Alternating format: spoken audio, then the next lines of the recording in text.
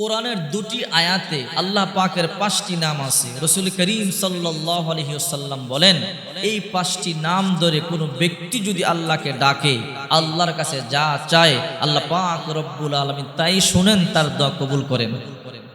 বিশ্বনবী মুহাম্মদুর রাসূলুল্লাহ সাল্লাল্লাহু আলাইহি ওয়াসাল্লাম বলেন, আল্লাহ পাকের এই 5টি নাম অত্যন্ত গুরুত্বপূর্ণ। দুটি আয়াতের মধ্যে আল্লাহ পাকের এই 5টি নাম রয়েছে। কোন ব্যক্তি যদি এই 5টি নাম ধরে আল্লাহ তাআলাকে ডাকে, আল্লাহ তাআলা অবশ্যই তার ডাক কবুল করবেন, তার দোয়া মঞ্জুর করবেন। আল্লাহ নিজেই বলেছেন, উদউনি আস্তাজিব লাকুম, তোমরা আমাকে ডাকো, আমি তোমাদের ডাকে সাড়া দিব। বান্দা, রাত 3টা বাজে, অফিস বন্ধ হয়ে যায়, কোর্ট আদালত বন্ধ হয়ে যায়, মোবাইল বন্ধ, কাউকে ফোন করে পাও না, সাহায্যকারী কেউ পাও না। ও বান্দা, রাত 2টা 3টা 4টা 5টা নাই, যখন আমাকে ডাক দিবা, আমি আল্লাহ পাক রব্বুল আলামিন মুহূর্তের মধ্যে তোমার ডাকে সাড়া দিয়ে দিব। 1 নম্বর আয়াত সূরা আলে ইমরানের প্রথম আয়াত। এই আয়াতের মধ্যে 3টি নাম, আল্লাহু লা ইলাহা ইল্লা হুয়াল হাইয়ুল কাইয়্যুম। 1 নম্বর আল্লাহ, 2 নম্বর আল হাই, 3 নম্বর আল কাইয়্যুম। আল হাই আল্লাহ চিরঞ্জীব, আল কাইয়্যুম আল্লাহ দ্বারক বাহক। এই 3টা নাম এই আয়াতের মধ্যে। 1 নম্বর আল্লাহ, 2 নম্বর আল হাই, 3 নম্বর আল কাইয়্যুম। আর একটা আয়াতের মধ্যে 2টি নাম, ওয়া ইলাহুকুম ইলাহু ওয়াহিদুন লা ইলাহা ইল্লা হুয়ার রহমানুর রহিম। রহমান রহিম, এই 5 নাম। 1 নম্বর আল্লাহ, 2 নম্বর আল হাই, 3 নম্বর আল কাইয়্যুম, 4 নম্বর রহমান, 5 নম্বর রহিম। এই 5টি নাম যদি আপনি আল্লাহর দরবারে পেশ করেন, এই 5টি নামের উসিলা ধরে যদি আপনি আল্লাহর দরবারে দোয়া করেন, আল্লাহ আপনার দোয়া ফিরাবে না, অবশ্যই আল্লাহ পাক রব্বুল আলামিন আপনার দোয়া কবুল করবে। শুনলে তো অবাক হবেন, বদরের যুদ্ধে বিশ্বনবী মুহাম্মদুর রাসূলুল্লাহ সাল্লাল্লাহু আলাইহি ওয়াসাল্লাম, এক পার্শ্বে 1000 কাফের, বাসা বাসা কাফের, মক্কা থেকে আসছে বাসা বাসা কাফের, শক্তিশালী কাফের। আর একদিকে নবীজির 313 জন সাহাবী বদরের যুদ্ধে, ডাল নাই, তরবারি নাই, ঘোড়া নাই, ওট নাই। আল্লাহর হাবিবের সাহাবীরা বড় অসহায়।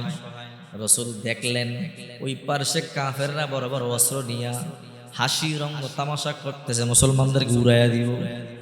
মুহাম্মদ সাল্লাল্লাহু আলাইহি সাল্লাম ছোট ছোট বাচ্চাদেরকে নিয়ে আসছে, বৃদ্ধদেরকে নিয়ে আসছে, উড়াইয়া দিব।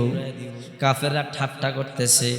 আল্লাহ রাসূল আল্লাহ দরবারে সাজদায় পড়ে বলে, আল্লাহ আমারে সাহায্য করো, আমি নিরস্ত্রয়, আমি দুর্বল, আমি অসহায়, আমি ছোট বাচ্চা মুয়াজকে নিয়ে আসছি। ও আল্লাহ, আমি বুড়া বুড়া সাহাবীদেরকে নিয়ে আসছি, অস্ত্র নাই, ডাল নাই, তরবারি নাই, খেজুরের ডাল দিয়ে অস্ত্র বানায় দিছি। আল্লাহ তুমি সাহায্য করো, তুমি সাহায্য না করলে সাহায্য করবার মতো কেউ নাই।